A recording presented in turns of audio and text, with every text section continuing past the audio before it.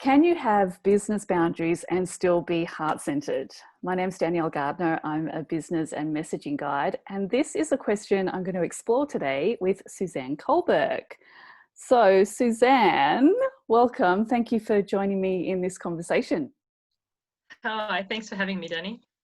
So let's just jump straight in here. What are some of the assumptions we make about being heart-centered, which kind of takes us away from having any kind of boundaries? What do you think?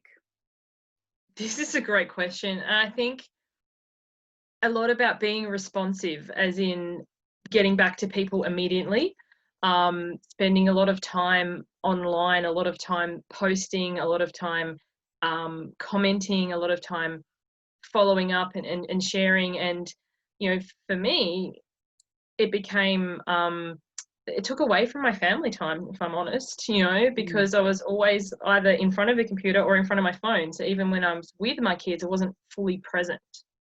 Yeah, that's so true. And, you know, a few things that come to mind for me is there's an assumption that maybe I feel from a client perspective that it's okay if they don't follow through with their commitments, you know. It's okay if they pull out. And I know like there can be a whole nother conversation to have about that, but it's just, you know, that feeling sometimes in certain communities that it's just all okay. And, you know, I remember a few years back, you know, I had someone in a mastermind group and they just stopped their payments. I got a PayPal notification and they just canceled their payments. No email, no freaking anything. And I'm like, that is not okay. Like, it really isn't. But, you know, like in heart center communities, it can be like, oh, you know, I've changed my mind and it should be okay, you know? Yeah, I think that's a brilliant point that I hadn't even considered, but that not being held accountable to your word or it's, yeah. And I think, I know for me, sometimes you want to be, you know, heart-centered, you want to be friendly, you want to be caring, but you also are running a business, you want to make a living, and you know, you have commitments, and yeah, sometimes it can be like not holding people to, you know, what they signed up for. Yeah. And, you know, I just want to say that, again, it is another conversation, but of course, circumstances do change. But, you know, we're talking more about, you know, and people have major things happen in their lives that mean they can't continue. But just the, oh, change my mind, you know, is, you know, this is an assumption that you know, people can just walk in and out of things without really committing, I guess. So, Yeah. yeah.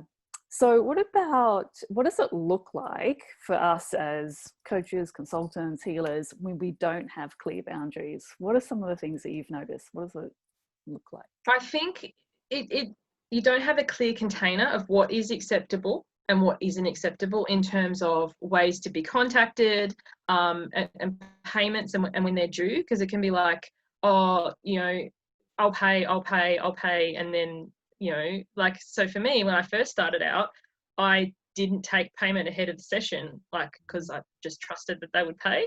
Mm. And people often, not often, but sometimes didn't. So it was a few months before it was like pay ahead of the session. And yeah, if we don't have good boundaries, we can over deliver.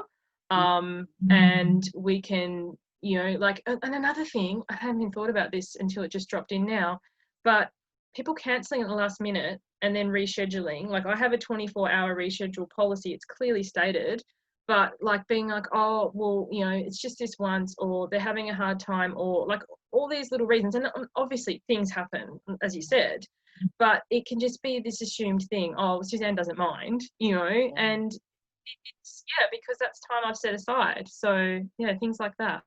Yeah. And yeah, other things that come to mind as well are, what does it look like? Well, you know, maybe we're just available all the time, you know, where, and I think that can be an issue of not having a clear boundary with yourself, you know, like, Yes, and I yes. mean, that's where it starts, you know, we can kind of get into this thinking that if I'm not available all the time, then no one's going to book with me. And I certainly did that before. And then I've remembered not to do that. And then I forgot and I did it again, and, you know, found myself agreeing to 7 a.m. appointments, which meant I had to get up at 5 a.m. and all of that. And so that's what it can look like. It can look like, you know, replying to emails on the weekend and at night, and, you know, Facebook Messenger, and I mean, it can look like a whole bunch of things, but yeah, there's some of the things that come to mind straight away. So Yeah, definitely. let's have a talk about how people, like clients, how they respond to boundaries. What's your experience been? It was interesting. This is what our discussion I was having with you was what sparked us to record this video. I run a membership group, and I absolutely love my community, but I haven't held firm boundaries up until recently, and I realized that I was feeling a little bit, I suppose, taken advantage of, like, but I have to own my part in it because I hadn't been, you know, upfront about how I was feeling. And so I did a video that I was really nervous about, but in the group sharing of the boundaries going forward. And the response was incredible. Like, members were commenting and saying that clear boundaries are really healthy. And it was like, yeah, they are, because it becomes murky on both ends. If you're not clear what's expected, then you don't know that you're overstepping a boundary. But if you don't hold that boundary when someone oversteps it, and you say, oh, just this once, when is it just dissolved and it's not there anymore? You know what I mean? Yeah. And it kind of reminds me, I read a book recently called Born to Receive by, I think it's Amanda Owens. And she speaks about, like, if say you ask your mum to babysit for you and she says yes, and you're probably thinking, great, it's a win-win, saves me having to pay and my mum gets quality time with the kids. But she really wanted to say no, but she feels bad. So she starts, that seed of resentment starts building from there. And it can become like that if people do something that's, you know, above and beyond the expectations of what's being offered in the coaching relationship, and you don't remind them back to the agreement or you know, what you discussed, and you think, oh, just this once. Yeah. Where, you know, it's gone. So it's that my experience has been, you know, mostly a positive one. And then there was one person in particular who didn't respond well to it, and ended up leaving it. And it reminded me of that quote. It's the people who get upset when you set boundaries are the ones who benefited from you not having them. And I think, you know, sometimes I don't think people nefariously go around and going, I'm just going to try and get the most out of this. But, you know, when they're like, oh, you know, actually this doesn't suit me, and they realize that maybe it's not the space for them anymore. Yeah. What about yourself? Yeah, I think I guess I innately know, not just in business but in life, that, well, maybe more in life, you know, with friends, family, whatever, generally people probably aren't going to like your boundaries, you know. Because, you know, like, and it goes back to, you know, because they benefit from them, you know, especially if we're used to having things done for us and then all of a sudden they're not, you know, no one really likes that.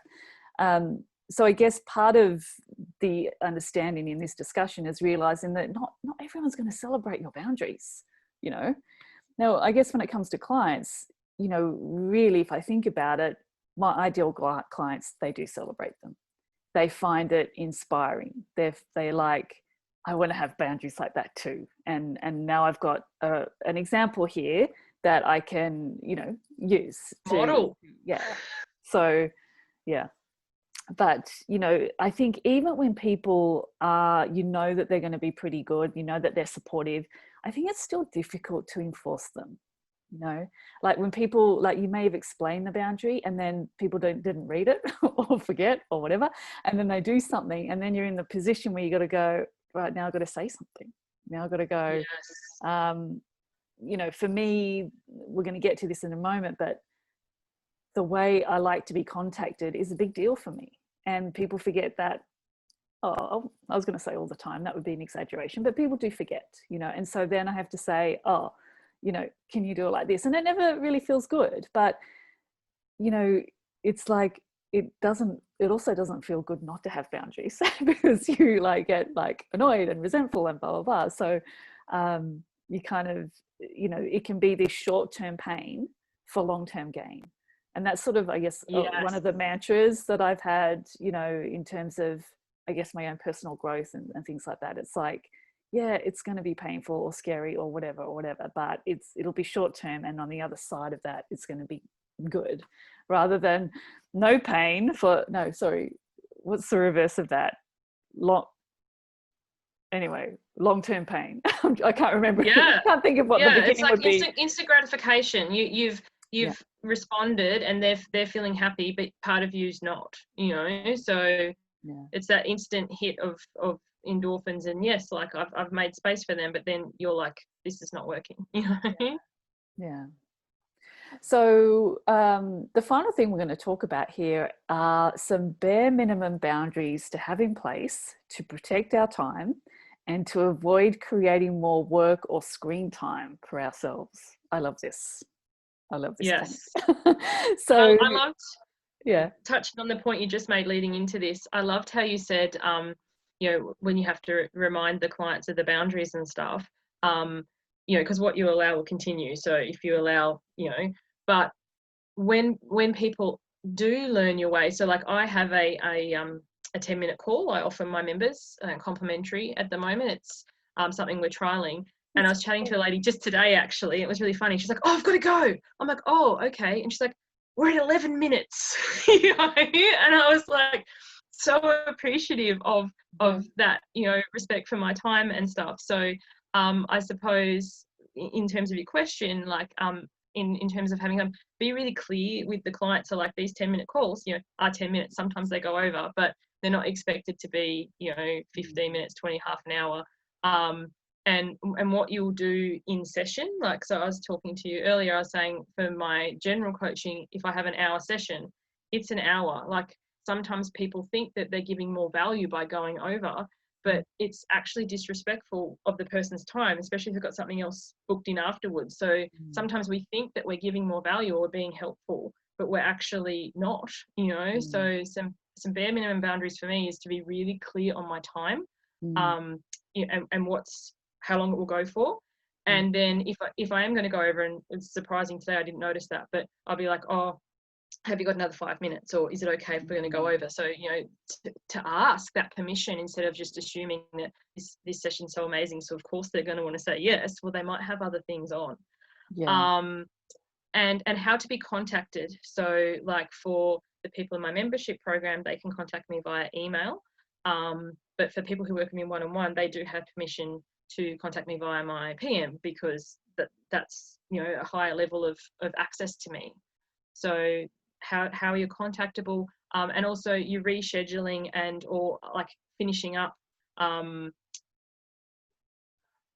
rules is not the word, but guidelines. Like, so for people in my membership, if they want to discontinue, it's 48 hours notice, like before the next billing date and things like that, and being clear on that, so that you're both not surprised when it happens. Or people who work with me one-on-one, they have a contract of a period of time, or they have after that, if they want to continue, we go month to month, but then I want a month's notice before they're going to finish up, so I can fill that spot. Because it's not just about for a business and a business person and income, like this is your job, this is how you make ends meet. If somebody who's a one-on-one client, it's a big chunk of change for your livelihood, suddenly it's like, I don't want to do it tomorrow, as you were saying before, they just cancel their PayPal and disappear. That place needs to be filled. So a bit of notice around that. Yeah. So for me, one of the bare minimums is letting people know about my business hours. Now, I think, again, this kind of harks back, is that the word, to some assumptions that when you're in online business like we are, many people are online 7 days a week. They're doing their business 7 days a week, really, they are. And so there can be this assumption that people can just email at any day, any time, and they'll get an answer, within, if I'm asleep, they might go, that's fine, but it's daytime over there where Danny is, she hasn't got back yet. Like I think that there can be those assumptions, and so in my case, I operate my business from Monday to Thursday. So I have that now at the bottom of my email signature. I have it as part of a client agreement when I'm working with a group or one-on-one. So I think that's something really important to know. Oh, the other big one for me is how people can contact me, like outside of session times and stuff like that. I have a big allergic reaction to Facebook Messenger. Actually, I don't like. I like it socially, and that's the thing. Also, I don't like Instagram Messenger. But you know what I've done? I have deactivated Facebook Messenger for my business page. Who knew you could even do that? Oh, I didn't even know you could do that. Yeah, I don't know how I figured it out. And now on my pinned post, it is down the bottom, but a few people have spotted it. I do basically say, hey, I don't like to be I've deactivated Facebook Messenger. Here's my email. I just prefer email, I just really don't want to be contacted by Messenger. It's sort of for family, friends, it's for socializing, it's not for business. And yeah, I like people to know. And I guess there were a few more, weren't there, that I'll quickly mention. When I do a live thing, for the most part, I'm doing a live thing as opposed to a pre-recorded thing that I just released, because I want to be with people, right? And I want to see them, and I want to have conversations. I want to get to know them. If that wasn't important for me, I would just do everything pre-recorded, and like people could watch it whenever they want, So I make that clear for the most part. There are some things coming up where this may not apply, but for the most part, I'm saying, you want to come to this, you need to attend live, and you need to have your camera on. Thank you very much.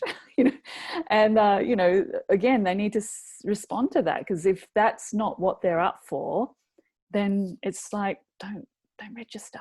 Yes. So I also feel that, I'm being of service to people, but this is also my business, also to be of service to me and to be of enjoyment to me. And so that's what a lot of these things are based along, not just sort of catering to what everyone else wants, but making sure that it actually feels good to me.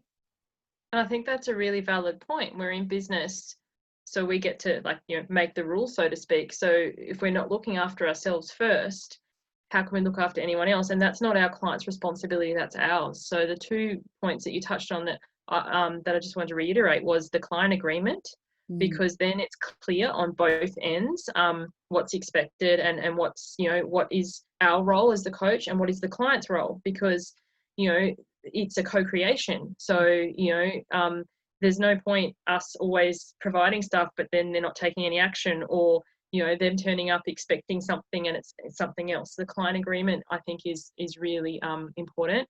And the other thing that you mentioned that I didn't was about friends, because some of our clients are our friends. They were our friends first and they become clients, or they were clients who become friends.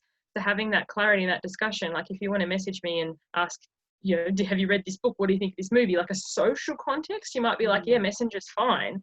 But if it's something about your business, that's email, or however it works for you. And what you do or what I do might not work for someone else. It's about finding the balance for you and what feels good. Like, if it doesn't feel good, don't do it. Like, because at the end of the day, you've got to live your life. And if you're like, oh, I'm going to do this and then get to this point and then change, it's like how you build it up is how it would continue. So you might try it for a while, go, actually, this doesn't feel good.